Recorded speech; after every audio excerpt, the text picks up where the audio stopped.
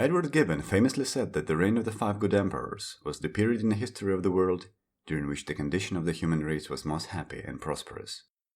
That may be so, but he also calls Byzantine history a tedious and uniform tale of weakness and misery. So what does he know? Today, however, I wanted to recount not the happy and prosperous periods, but the polar opposites of those. This is the list of times when being an average Roman was the most miserable, depressing, challenging, and dangerous. I am considering them from the point of view of an average free citizen, because if you were a slave or some kind of religious or ethnic minority, the list of worst decades for you may be different. This list is in chronological order and includes decades from all of the periods of Roman history: the Republic, the Classical Empire, and the Byzantine Empire. No Roman kingdom though, because we don't know enough about that time. So without further ado, let's begin.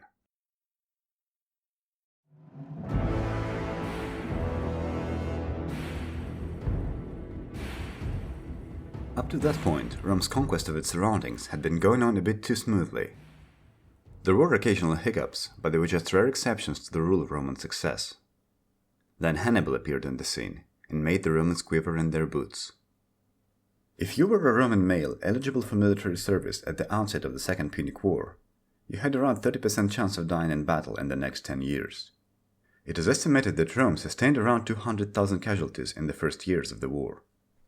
If you do manage to survive the initial disasters, you are still facing a prospect of being kept under arms for years. Meanwhile, your household or your farm were dilapidating with no one to tend to it. Oh, you have a 14-year-old son who wouldn't normally be eligible for military service. Well, too bad. After we squandered 80,000 of our men at Cannae, we need to draft your boy as well. This was a time of great trial for Rome, and it left a profound impact on the Republic. If you survived the whole war, you would get to experience the great triumph, but celebrations weren't going to last forever. Also, if you aren't wealthy enough, you might have found yourself out of work, because slave labor was now cheap as dirt. So I wouldn't advise time traveling to the late 200s BC if you're looking for a safe option.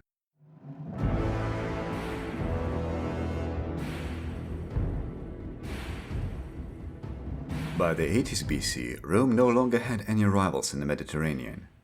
This, however, did not mean that the lives of her citizens were now calm and peaceful.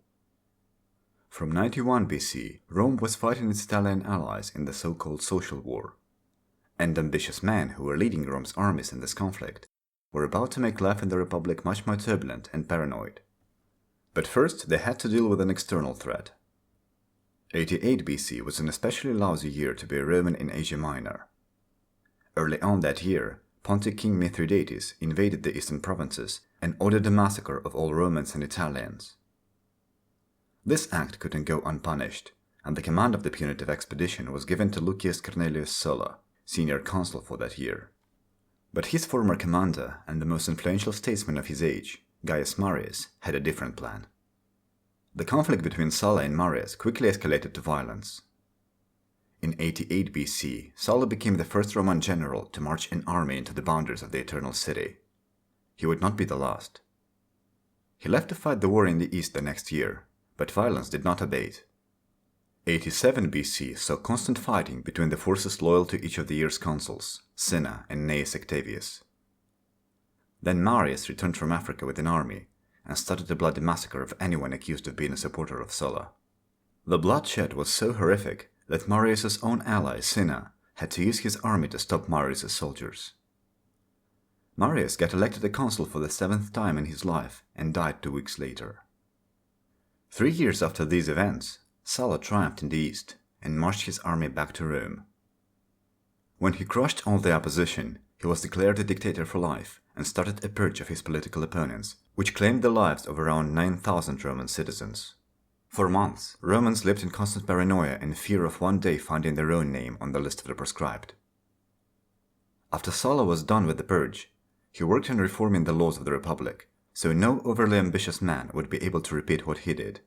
But despite the laws and his voluntary abdication from the dictatorship, his main legacy was the example of his violent rise to power. This Roman civil war would not be the last.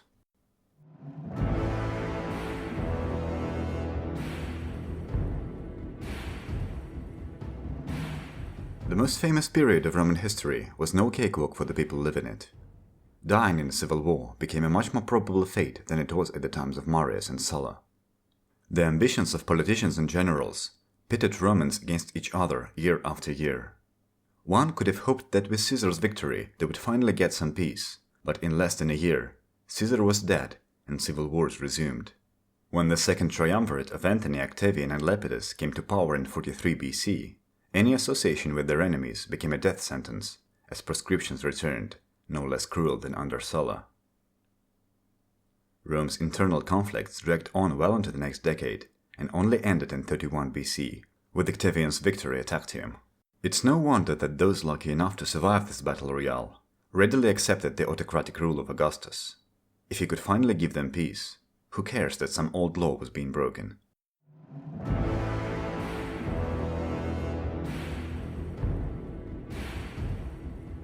Living in Pax Romana may not have been as rosy as Gibbon imagined it, but it certainly beats dying in a never-ending civil war.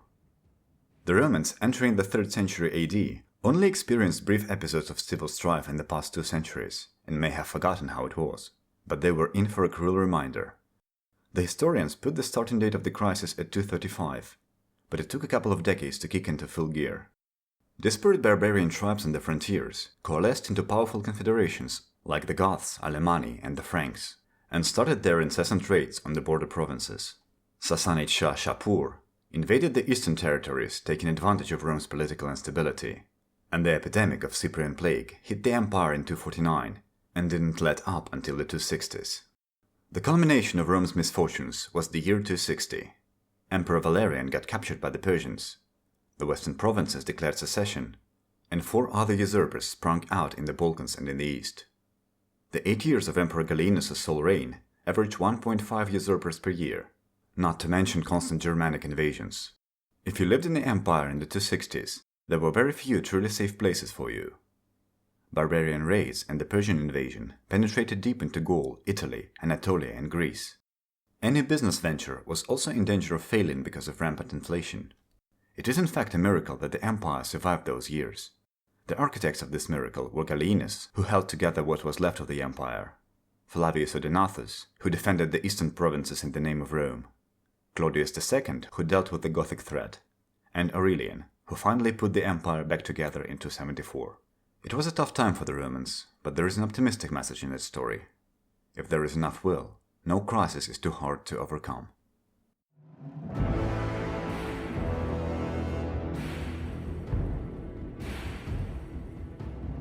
This is the period when it really sucked to live in the Western Roman Empire. First of all, Honorius was your emperor. I'd imagine an average Roman citizen wouldn't know much about their current emperor's abilities, but a brief review of history would convince you that child emperors with no education in the way of governing do not make the best rulers. The full extent of it would become apparent in the upcoming decade. For the first half of it, the Western Empire had Magister Militum Stilicho, who managed to contain the Goths and other barbarians. But with the crossing of the Rhine and the execution of Stilicho and Honorius' orders, the floodgates were now open. Roman Britain was abandoned, and its inhabitants were told to fend for themselves. The situation in Spain and Gaul wasn't much better. Burgundians, Suebi, Vandals, and Alans were running amok in the provinces, and the local Roman forces were of little help. Different usurpers were springing up like mushrooms. The culmination of this chaos was the sack of Rome in 410, brought about by Honorius' inability to deal with the Goths. In the next decade, Constantius III was going to pacify the barbarians and return some stability to the Western Empire, but for those who perished in the upheavals of this decade, it was a small consolation.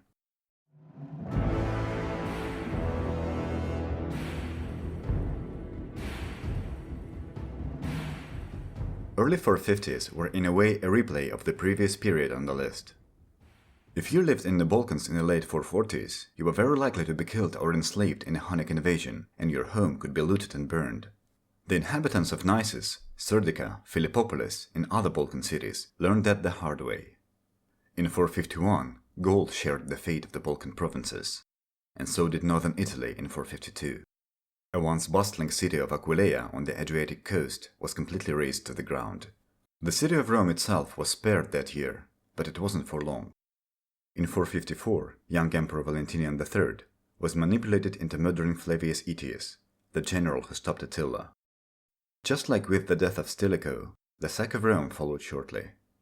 This time it was by the Vandals, who pillaged the Eternal City for 2 weeks, taking many citizens as slaves and looting all the movable wealth they could carry. Frankly, if as a Roman from the Western Empire you haven't by now moved to the East without a good reason to stay, you were either very brave, very stupid, or both.